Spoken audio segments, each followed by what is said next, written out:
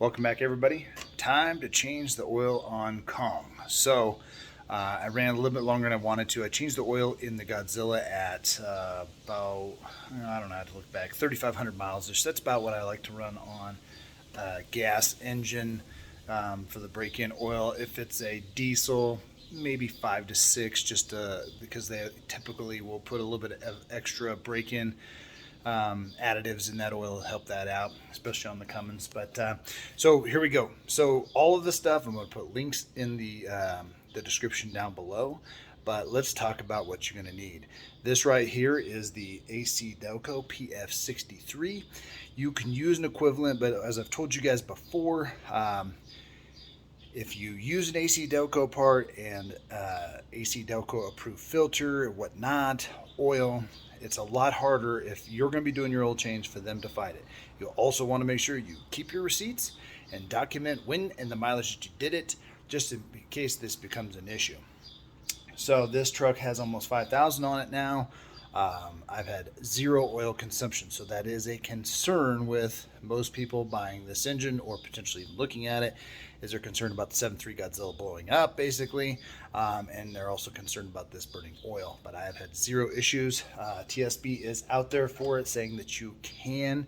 It is acceptable potentially to burn, not that you will. So, nonetheless, you take that for what it's worth. All right, so I will put the link in the description. You can find most of this stuff at your local auto parts store, but nonetheless, you can also get it from the Zon if you want. You are going to need 8 quarts, okay? Presuming you're changing your filter, I don't know why you would change your oil and not change your filter. I don't know. I would always change the filter, but you're going to need one of those filters, and you're going to need 8 quarts of 5W30. The biggest thing you need to make sure is this little certification right here. In your manual, it's going to say it needs to be Dexos 1 Gen 3 approved, 5W30, and on the back, it'll always say that it is approved by those methods, and that is stamped in your book. As long as you have some proof that you did this maintenance, though, again, we'll have a lot harder time claiming that you didn't maintain your vehicle properly. Now, you're also going to need, and here's my suggestions for your garage, guys. Get a filter with an extendable tube. Unless you're just a shore shot with this big, huge mouth jug, getting in that tiny little hole in the engine compartment, you're going to make a mess. Burning oil in your engine sucks. It then gets into your fresh air system, and it takes forever to get rid of that odor. I don't like the smell of burning oil or gasoline. I also have a 16-quart oil pan for when I used to have my diesels.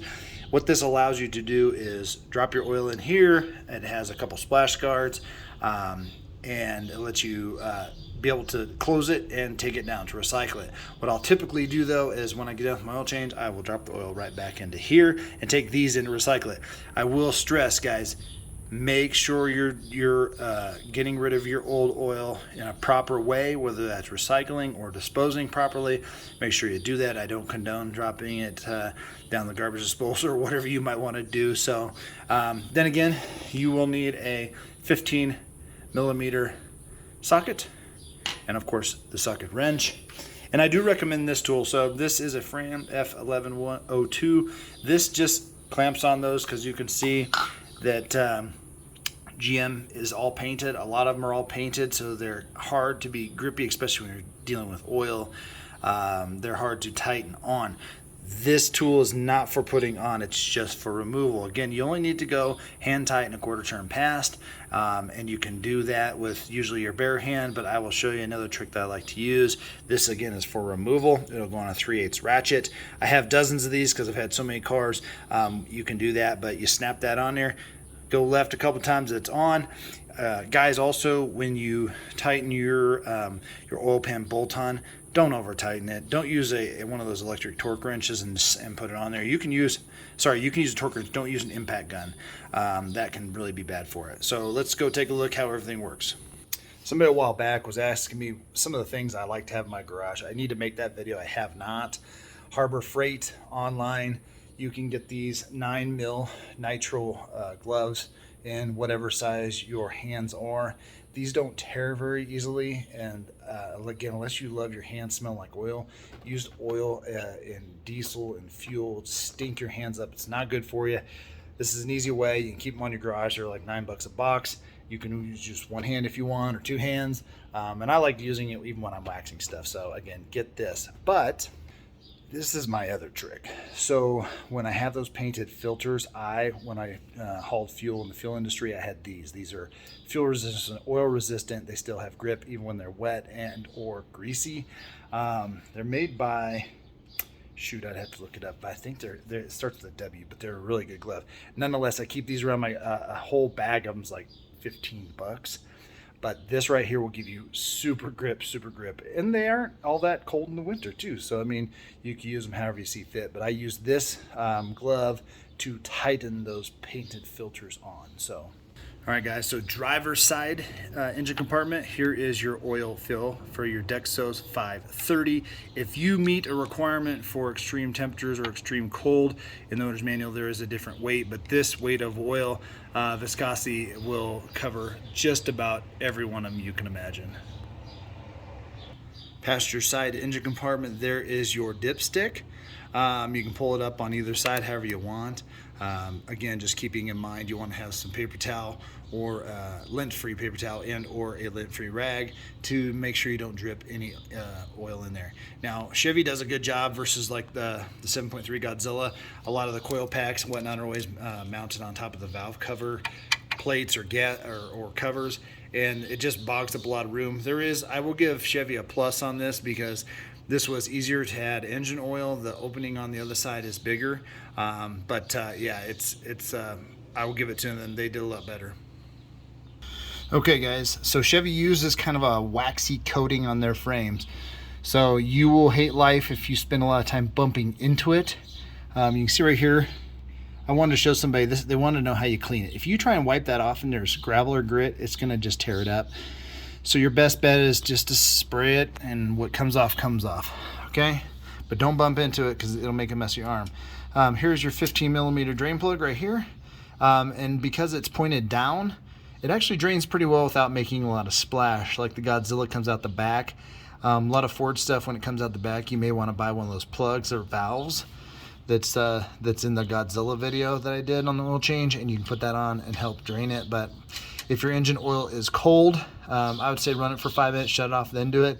If you've been driving it even for say 15 minutes, be prepared to let that cool down, because these cast iron blocks hold a lot of heat and there's a lot of oil in there.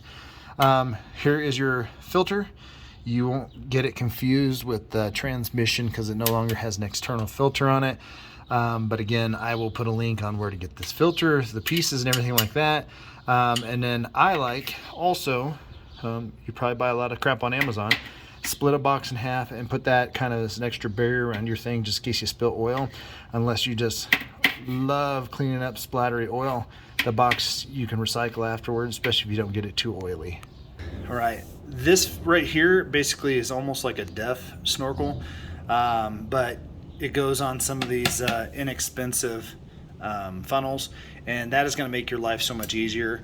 When I refilled the 7.3 Godzilla, it took forever because the filling hole was just so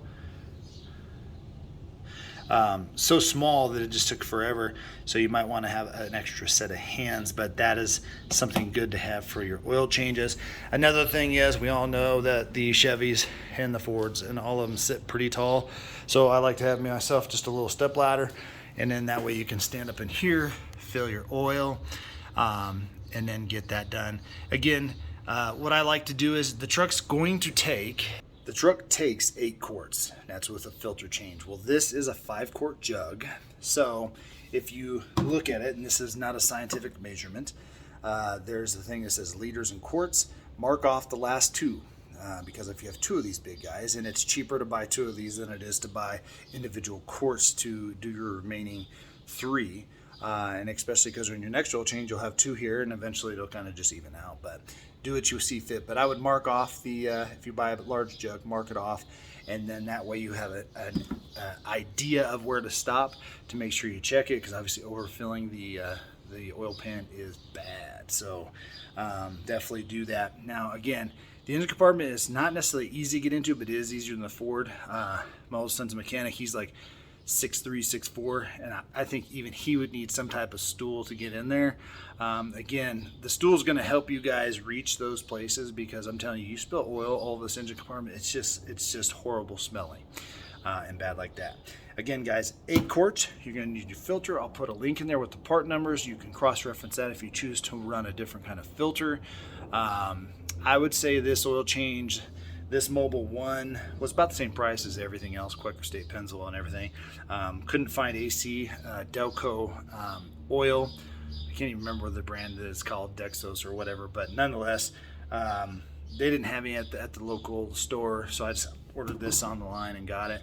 But I'll put links to all that. You can just go down, click it, go to it. And again, guys, make sure you let a little bit of heat dissipate if you've been driving it. But if it's cold from the night before and you want to change it right away, let it run for like 5 minutes just so it gets some heat, so it'll help drain it and carry those particles. But let's take a look at the oil real quick, guys. So I just pulled off a little sample here just to see through. The Chevy oil, even though it's a little bit higher mileage than I did the Ford at, actually came out clearer than the Ford. Necessarily no rhyme or reason to that, I guess. Maybe just the way the injection system is, maybe that helps. But overall, the engine oil looks good. I'm not concerned of having any particles in it. So overall, pretty easy process. Again, the oil was a little bit more expensive, but you're gonna pay also for the labor if you have somebody else do it. Scale of 1 to 10, that's for easy to do it. Changing oil is about a 3 on the easy scale. I mean, it's not a lot to it. But, you know, again, because you can find everything, I just recommend just running back to the same filters. If you have a hard drive to go with a Wix or a Fram or a Mobil 1 or whatever, that's fine. Just be prepared that could be a sticking point with them. But again, when they build these engines, they say that this filter is the minimum requirement for what they need. So they can't say, well, just imagine them coming up with anything. So that pretty much covers it, guys. Like I said, this will take you about 40 minutes to drain the oil, not make a mess, clean up, get everything on there. The engine oil is done, everything like that. Then I'd recommend just firing it up, run it for about 3 or 4 minutes, make sure you don't have any leaks, make sure you got everything tight in there. And then just checking the oil again once it's kind of settled down after about another 10 minutes on a flat surface. Make sure that you're ready to go. Down there in the corner, guys, is a subscribe button. Give me a like if you don't mind, and we will see you on the next one.